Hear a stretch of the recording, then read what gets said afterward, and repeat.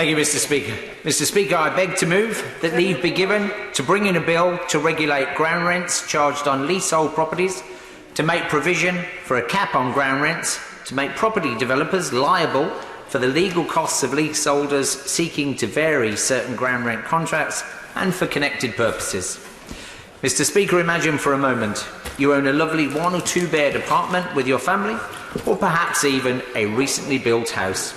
You've lived there quite happily for a few years, but you decide it's time to move, maybe because of schools, for work, or to move up the property ladder. You're primed and ready to go, but the estate agent asks for a copy of your leasehold agreement, and there, in the small print, you get hit with the fact you cannot sell your property. You're trapped. Tens of thousands of people across the country are in this position, and it simply cannot be right. This leasehold ground rent scandal needs attention right now. In many cases, developers have created leases with feudal ground rent clauses that have since fallen out of favour with lenders, leaving owners stuck with an unsaleable property because prospective buyers can't get a mortgage to purchase that property. In some cases, the ground rent doubles every 10 years. In other cases, it doubles just once. And there are reports of lenders refusing to lend on what they deem as unreasonable or onerous ground rent clauses. Some won't lend if the ground rent exceeds 0.1% of the property value at any point during the lease. Leasehold campaigners argue that there are close to 100,000 people affected by terms that leave them with a ground rent in excess of 0.1% of the property value. I would argue that such circumstances are onerous. The result is an unsaleable property, and in many cases, the developer is long gone, having sold the freehold onto a distant investment company. They have, of course, made their money twice, not only from selling the leaseholds in the first place, but by selling on the freehold. Ground rents can, of course, be peppercorn or set at a reasonable rate, and the MHCLG report shows that the marketplace is mixed. But I think it's important to clarify that ground rates have nothing to do with the maintenance of a building. They are simply an income for the freeholder. As the Minister for Housing and Homelessness, the Honourable Member for South Derbyshire, who I'm delighted to see in her place, told the MHCLG Select Committee, one of the things I do find utterly fascinating is that a building might be beautifully maintained at a peppercorn ground rent or poorly maintained at £500 ground rent. The amount of ground rent payable is no indication of the quality of the maintenance and services provided. Now, there's nothing wrong with a freeholder taking a reasonable ground rent, in my view. But when the ground rent becomes onerous and stops someone from being able to sell their home, that's when it becomes a problem. The rights between freeholder and leaseholder need to be redressed.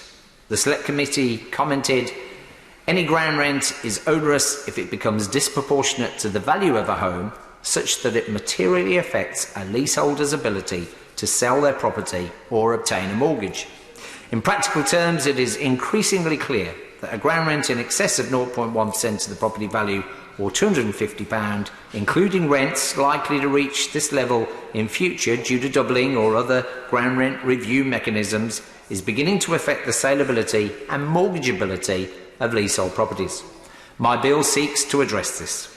The result of developers selling on the freehold to investors is that some freeholders are remote, uninterested in helping out their leaseholders, or those that do are charging unfair fees and legal costs for what should be a simple solution. I know of one such scenario where there is a £180 charge just to discuss terms with the freeholder.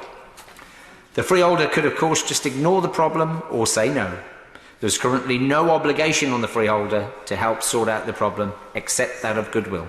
It cannot be right in 2019 we have leasehold properties unable to be sold because of ground rent clauses.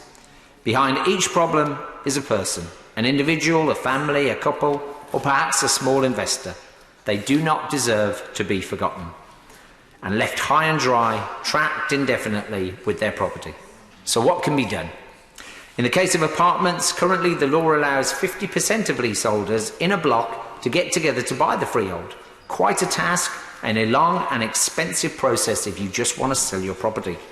Leaseholders could try and extend the lease, but again, there is an elongated process with expenses running into thousands of pounds. There's also the possibility the leaseholder negotiates a variation lease with the freeholder. This is also costly, and there is no onus on the freeholder to do the deal. It is, however, probably the simplest solution, but with prohibitive expenses and no obligation on freeholders to engage, we have a postcode lottery of failure and success. The Select Committee noted the options for leaseholders with onerous ground rents are limited. House owners are entitled to pay to enfranchise after 2 years of ownership, thus removing any obligation to pay ground rent, onerous or otherwise. However, this would only be possible if the cost of enfranchisement is both reasonable and affordable for the house owner. Flat owners similarly are entitled to enfranchise, although this is a much more difficult process, requiring the consent of 50% of the owners in a residential block. Otherwise, leaseholders are reliant upon the benevolence of their freeholder to remove unreasonable terms. That's why I'm proposing this private member's bill. Mr. Speaker, I'm aware that the Law Commission is currently contemplating a solution to the thorny issue of onerous ground rents on existing leases, but I'm proposing simple solutions. Firstly, we need to create a legal obligation for freeholders to grant a quick and simple lease variation to leaseholders where ground rent prohibits sale. Secondly, it's important that ground rents are capped at the lower of £250 per annum or 0.1% of the property value. I'm also considering including an obligation for the original developer to foot the legal bills for the leaseholder in such a situation. After all, why should families have to find a large sum just to solve a problem not of their making? I'm hoping if this bill progresses, we'll be able to shape the clauses more specifically in committee. That might seem somewhat optimistic, I imagine. Systems and institutions are supposed to serve the public, and I hope we can all agree that we can't have people unable to sell their properties.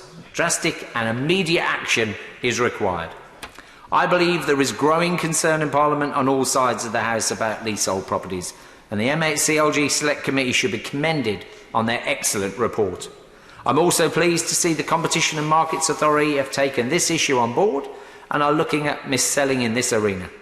I hope the Government and the Select Committee will keep this under further review. Mr. Speaker, I believe there is a wide cross-party consensus in Parliament on this issue, and the time for Parliament to intervene on the leaseholder ground rent scandal is now.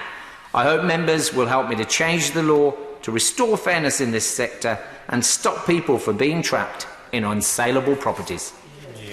Order. The question is that the honourable member have leave to bring in the bill. As many as are of that opinion say aye. Of the contrary, no. I think the ayes have it. The ayes have it. Who will prepare and bring in the bill? Kevin Hollinrake, Mr. Ed Vasey, Bob Blackman, Teresa Pearce, Andrew Lewer, Matt Weston, Siobhan McDonough, Mary Robinson, Mohammed Jazim, Mr. Tamanjeet Singh Desai, and Neil O'Brien, and myself.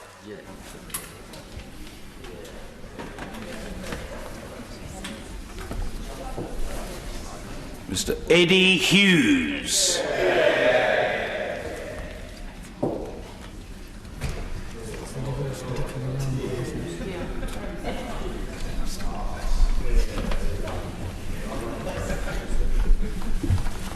Ground Rents Leasehold Properties Bill. Second reading what day? Tomorrow. Tomorrow.